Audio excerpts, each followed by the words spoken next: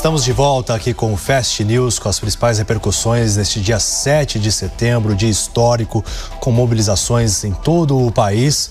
E claro, todos os contextos você acompanha aqui daquilo que de mais importante, então, aconteceu ao longo deste 7 de setembro, neste domingo, nesse início de semana. Semana essa que está se iniciando então com essas manifestações, mas ainda tem o julgamento do ex-presidente Jair Bolsonaro, também dos outros 7 réus nesse chamado núcleo crucial da suposta trama de golpe, e os contextos políticos também desses discursos que foram feitos ao longo deste dia da independência. Vou ativando novamente a Beatriz Manfredini, que traz todos os detalhes dos bastidores e as manifestações que estão sendo feitas neste domingo. Bia. David, a gente já falou muito aqui de como pegou esse discurso para os aliados do ex-presidente Jair Bolsonaro, né, para ser lá mais bolsonarista, e que Tarcísio estava tentando fazer acenos à família. Bom, o senador Flávio Bolsonaro, filho do ex-presidente Jair Bolsonaro, veio às redes sociais agora há pouco também e publicou um trecho do discurso do governador Tarcísio de Freitas. Nesse destaque, também na rede X, ele diz o seguinte: olha, fazer a anistia é atender à verdadeira justiça e à vontade do povo brasileiro. O Brasil quer paz. E aí ele faz menção, então, ao governador de São Paulo, Tarcísio de Freitas, e utiliza ali uma hashtag Brasil com Bolsonaro. A gente também já comentou que Flávio foi o primeiro dos filhos do ex-presidente a fazer um aceno a Tarcísio de Freitas durante essa semana agora que passou, quando o governador desembarcou em Brasília justamente para articular a anistia com Hugo Mota. Até então, o Tarcísio vinha sendo alvo de críticas duras dos filhos de Bolsonaro, especificamente, de forma mais forte, Eduardo Bolsonaro, deputado federal que está nos Estados Unidos.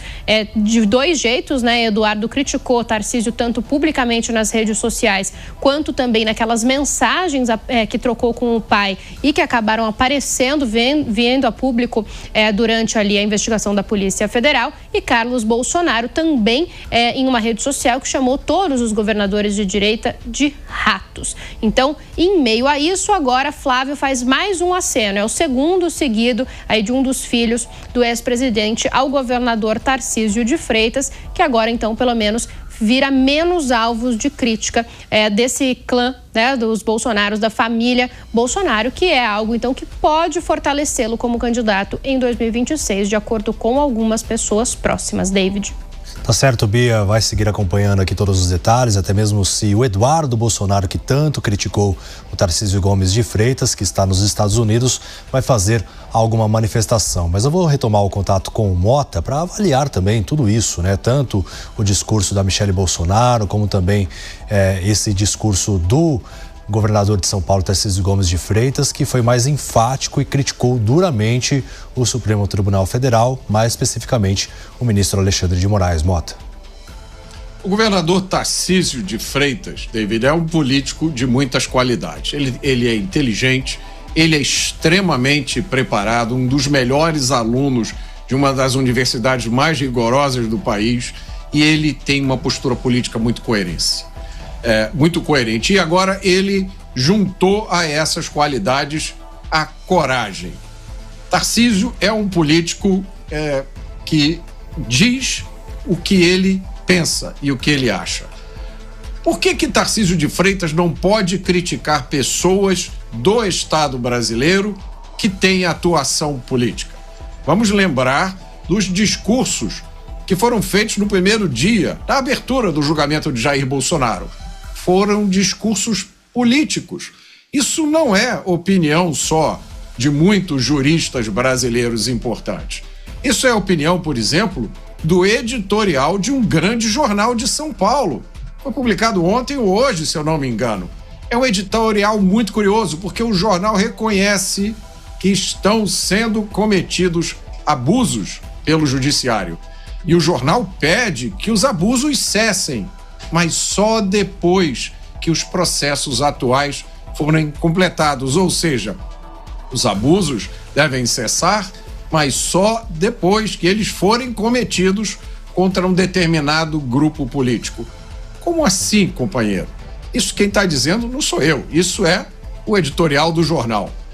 A opinião de que a atuação de determinados setores do judiciário virou política, também é a opinião do governo dos Estados Unidos, que pela primeira vez aplicou sanções da chamada Lei Magnitsky a um membro do Estado brasileiro. Portanto, a declaração do governador Tarcísio me parece sensata, coerente, muito corajosa, e ela reflete uma realidade que está diante dos olhos de todos nós. Roberto Mota participando dessa edição especial aqui do Fast News, agradeço demais a presença. Obrigado pela participação e todas as análises, Mota. Prazer, David, uma honra estar aqui. Valeu. E do Mota a gente vai para o Mano Ferreira também, que segue analisando todos os contextos, as falas trazidas aí pelas principais lideranças políticas do nosso país. E, Mano, diante de tudo aquilo que foi visto até então, quais os principais trechos que você pode destacar para a gente diante, né, dessas mobilizações que estão sendo feitas em todo o país?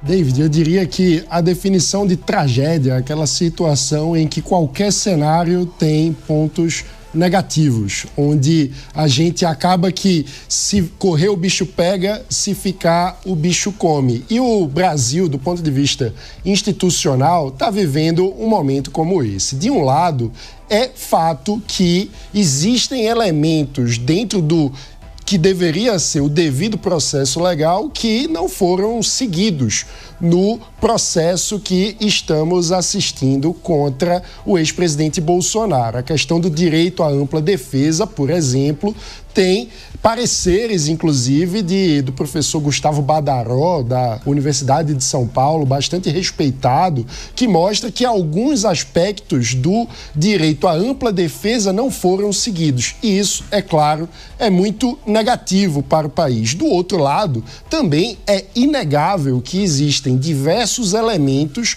que mostram que houve uma trama para a aplicação de um golpe de Estado, inclusive um plano para assassinato de opositores políticos elaborado e impresso dentro do Palácio do Planalto. E é claro que, do ponto de vista institucional, isso é muito grave e que as instituições brasileiras possuem legislação, inclusive a lei que foi promulgada pelo próprio presidente Jair Bolsonaro durante o seu mandato de defesa do Estado Democrático de Direito, que precisa ser aplicada, porque a impunidade é fermento do crime.